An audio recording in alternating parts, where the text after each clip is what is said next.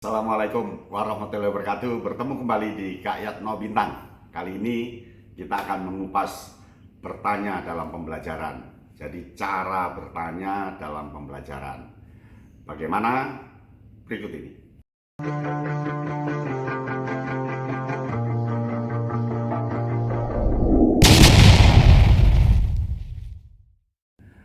Ada 4 hal tentang bertanya.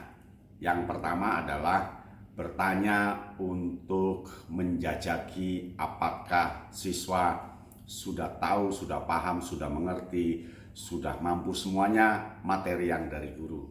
Itu biasanya pertanyaan untuk ngetes, pertanyaan untuk mengevaluasi. Yang kedua, pertanyaan untuk mengukur kira-kira sekarang ini anak pada tingkat berapa, pada kemampuan seberapa, kira-kira dia sudah punya ilmu asupan dari pihak lain seperti apa, sehingga guru masuknya tidak dari dasar tetapi dari batas jawaban itu.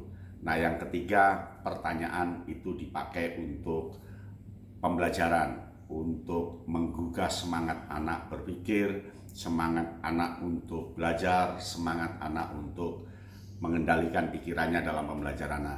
Yang keempat, pertanyaan itu dipakai sebagai media bagi guru untuk mengembangkan kemampuan anak, menggunakan kata apa, siapa, kapan, dan bagaimana. Contoh, untuk mengajari tempat, guru banyak bertanya dengan kata kapan.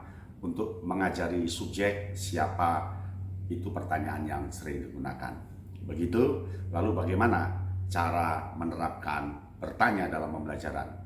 Berikut ini. Diingat, bertanya itu ada tingkatannya. Tingkat paling rendah, tingkat paling bawah, bertanya dengan kata apa, siapa, kapan, di mana. Jadi kalau guru sering menggunakan kata tanya apa, siapa, kapan, di mana, itu kemampuan tingkat rendah dan anak juga menjawabnya hanya 1-2 kata. Kemampuan berikutnya itu pertanyaan yang sifatnya bagaimana. Ketika kita bertanya dengan kata bagaimana, anak akan menceritakan prosesnya, anak akan menceritakan urut-urutannya, anak akan menceritakan langkah-langkahnya dari A sampai Z. Kalau pertanyaan ini diberikan, anak akan mengeluarkan 3, 4, 5 kalimat. Beda dengan level 1 tadi, level dasar tadi, dia hanya menjawab 1 atau 2 kata.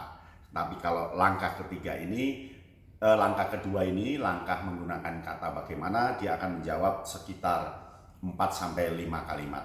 Lalu yang level tinggi, itu guru biasakan menggunakan kata mengapa.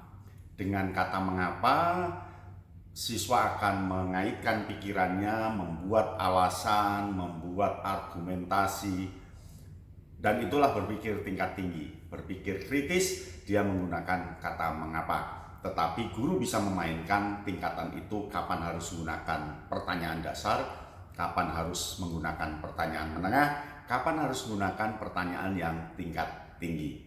Lalu bagaimana menerapkan ketika prosesnya? Berikut ini. Bertanya itu lebih bagus daripada menjelaskan. Guru yang mengajar dengan melalui pertanyaan itu lebih bagus daripada dia langsung menjelaskan.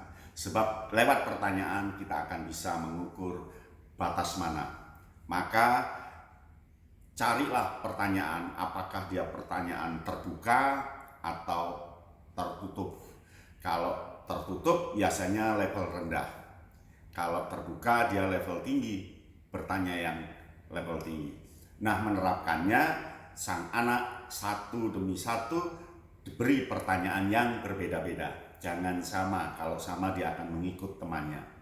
Dan pertanyaan ini bisa dikaitkan dengan tempatnya, bisa dikaitkan dengan orangnya dengan menggunakan kata mengapa. Contoh, mengapa Pangeran Diponegoro bertahan sampai 5 tahun dalam perangnya. Mengapa kota Jakarta, jadi tempat dengan kata mengapa. Mengapa kota Jakarta sering banjir? Nah, kata mengapa ini berpikir tingkat tinggi dan nanti dikaitkan dengan pembelajaran konstruktif, pembelajaran asesmen kompetensi minimal, dan pembelajaran seperti yang diharapkan. Bisa kan? Sampai di sini, salam Kak Yan Bintang.